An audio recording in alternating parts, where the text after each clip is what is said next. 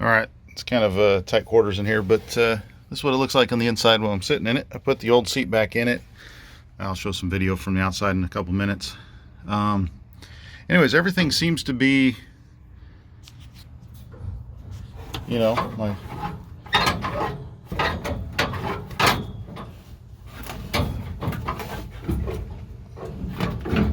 and then if the clutch is right here, everything seems to be where it should be. Where the seat's located, where the steering wheel comes out, it's all good. I like it. All right, so this is the seat that went in it originally. So I put it back in. I'm not going to be using this seat. I have a full containment seat as I've shown in a previous video, but just for the sake of actually trying to fit, to see how where everything sits in here, I put it back in. I had taken off the steering column yesterday and cleaned up a bunch of rust. I still need to clean up some rust on here, but everything from this, the quickener back, I cleaned up rust with a wire wheel on a grinder, and then I cut the little rag connection thing off and took a U-joint from another. I know these hoses for the power steering pump on it aren't in the right spot. I need the reservoir in here. I was just fitting things, trying to figure things out, but so I know that's not how that's supposed to go. Anyways, took the U-joint off another shaft that fits the steering box, and this is from a late 70s or early 80s up steering box. It's got the O-ring on it, so I had to fit that in, and the column didn't fit. The splines didn't match up, so took this off. I just need to get it welded up on the end here, but everything else is perfect. It's got a collapsible shaft thing starting there that I hope works, you know, for safety. But yeah, everything seems to fit up the way it's supposed to, and where I'm sitting, it might be able to come back an inch or so when we redo the seat. When we take these off and put a new mount on it, it might be able to come back another inch. So because I do have to lift my legs a little bit, or kind of bend my knee a little bit to comfortably work the pedals. But other than that, it's good to go.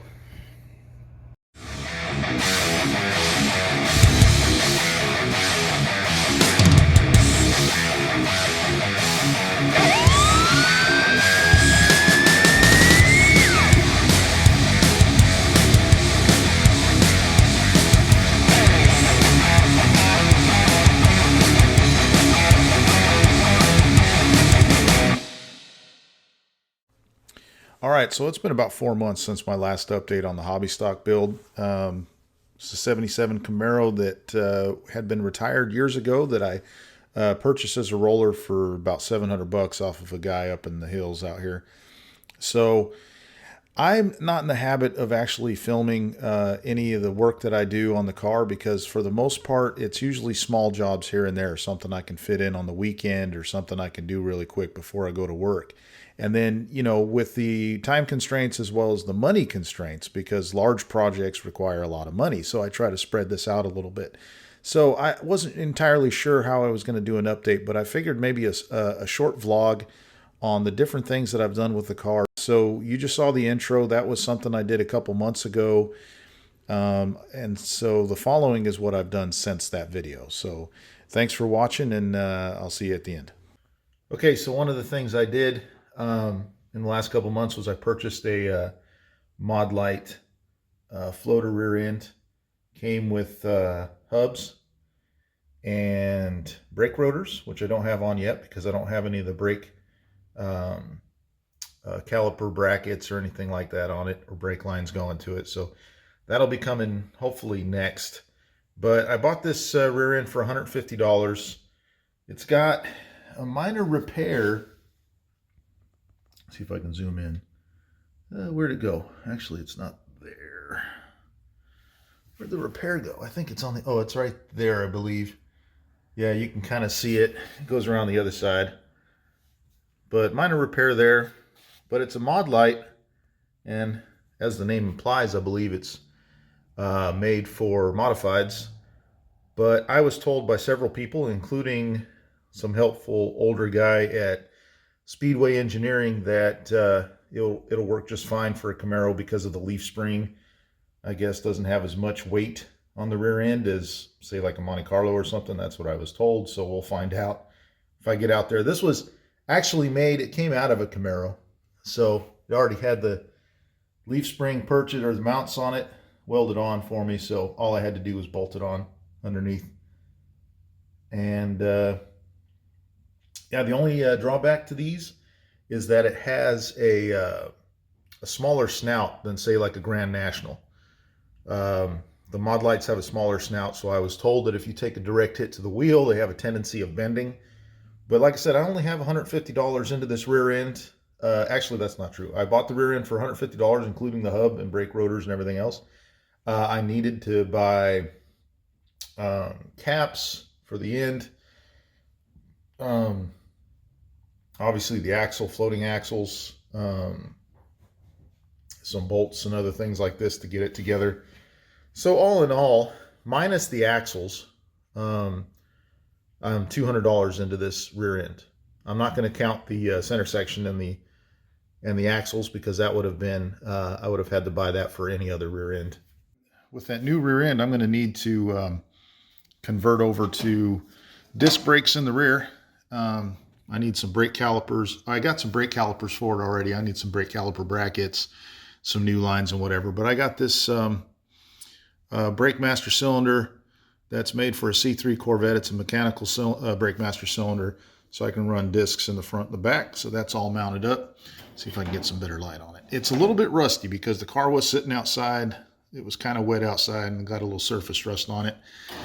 I'll remove that with some steel wool or something. All right, so for the front, I purchased two Speedway Motors GM brake rotors that have a 5-on-5 bolt pattern, because that's what I'm going to. I also took one of the brake calipers off of the parts car, the number 14, and put it on here because, if you recall, the right front, this was a street stock back in the 90s and early 2000s, I believe, and it didn't have a front right brake rotor. It just had the hub. No brake caliper, no brake system going to it. During the next few months, I plan on buying a new brake lines and parts and whatnot to redo the brakes. I also took the springs and adjustable spring cups out of the 14 car and put them in this car. So I purchased 3 brand new Speedway Motors wheels, one of which is a beadlock, and I put this tire on the wheel myself. It's the first time I've ever mounted a tire before. Very nervous about it because of all the warnings you read on everything about trying to mount tires if you're not a professional. But as soon as that bead popped on the back, I knew it was good to go. And yeah, it was fairly easy. On the other hand, I paid, because I was nervous about it and didn't know what I was doing, I paid America's Tire to mount the other tires on the other 3 wheels, and none of them will hold air. Here, spray a bunch right here. Okay. There it is. You can see that air coming out.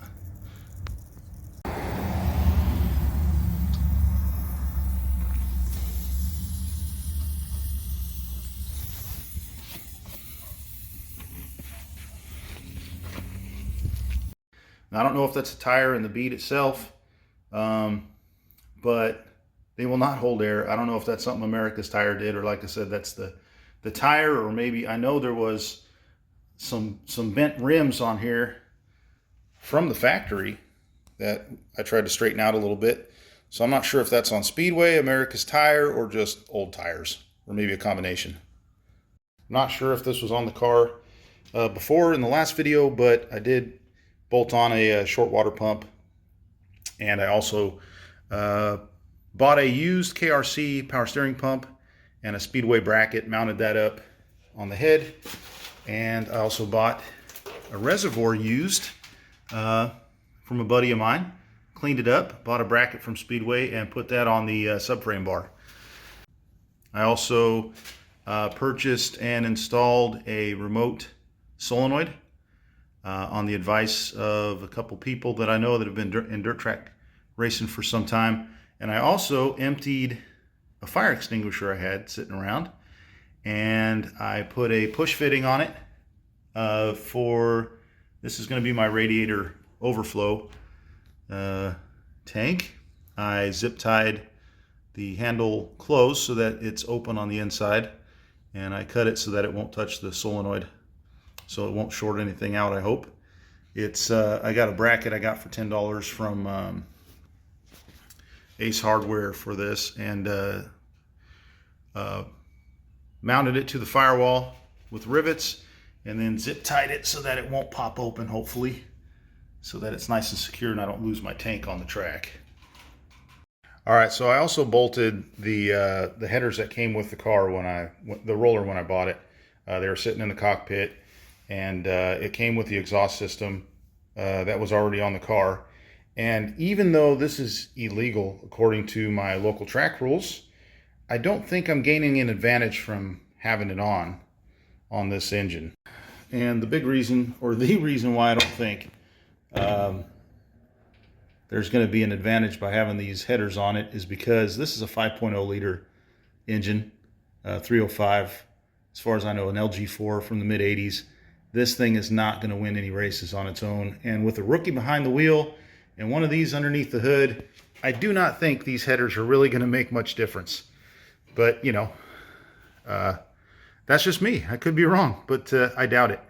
Now, Tech's not going to be too happy about it, but I don't think I'm going to get teched unless, you know, I place in the top 4, and I don't think that's going to happen anytime soon. So one of the big reasons for bolting these back onto the motor, bolting these onto the motor, was because it's going to save me money in the long run, rather than having to buy a whole new exhaust system or have one made for the manifolds. This allows me to have an exhaust system already set up, and then just later I'll replace it if they tell me I can't run it, which they probably will. But I can spend that money I would on the exhaust system on somewhere else on the car to get it track ready, race ready.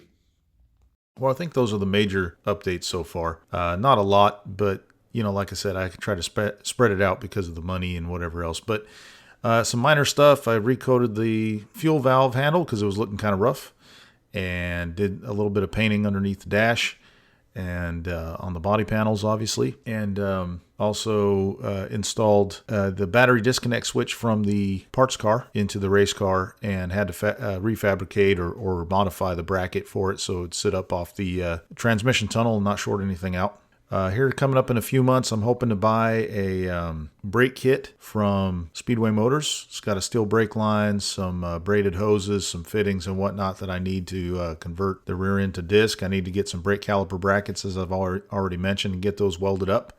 I already have the brake calipers. I got a used, what I believe is a Lakewood steel bell housing that I'm going to replace the cast iron bell housing that's on the engine right now with, for a little bit of added safety. What else? I want to buy a center section from Quick Performance here in the next few months with a 7.0 gear ratio, because at the quarter-mile tracks here locally, that's what they run in stock cars for the most part. I already have some 31 spline floating axles, so I'm going to get that with either a 31 spline mini spool or full spool. But that's what I plan here in the next few months. So hopefully here in a month or two, I'll have another vlog out for those interested in keeping up with how this car's going. But anyhow, thanks for watching this video, and I'll see you on the next one. Bye.